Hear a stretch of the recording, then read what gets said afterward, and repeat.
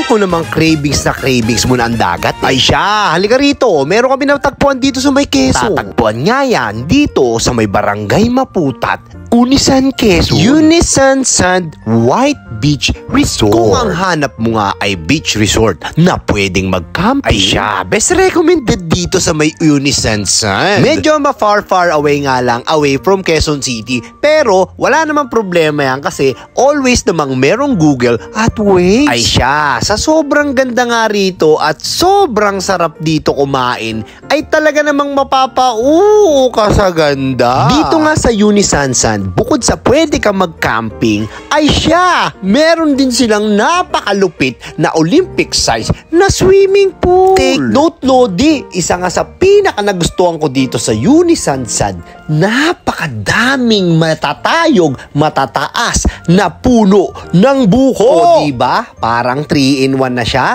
May dagat, may swimming pool, pwedeng mag-camping, at bukod doon, merong matutuluyan na rooms. Kaya nga kung super eco-friendly ka, talagang nababagay ka rito. Napakaganda ng kanilang buhangin, ng dagat, ng simoy ng hangin. Ay siya, mawawala ba naman ng mga seafoods na pagkain? Nakakatuwa lang, paggising namin sa umaga, merong mga dumadaan dito na mga meron ng huli. Kaya nga naman talagang binili na rin namin dahil napakalayo rin naman ng mga palengke rito. Napakasarap lang naman talaga mag-enjoy, chill, relax, yung wala kang iniisip. Kaya kung solid staycation at bonding with your family, talaga namang super recommended itong Unisan Sand. At kung wala nga rin kayong mga dalang pagkain, meron din naman silang mga pagkain dito na ready to order. At take note, meron silang napakasarap na buko shake. Thanks for watching mga kamangga. Huwag mo rin kalimutang mag-shares and like. Maraming salamat sa'yo. Nabudol ko na naman ng 2 minuto ng buhay mo.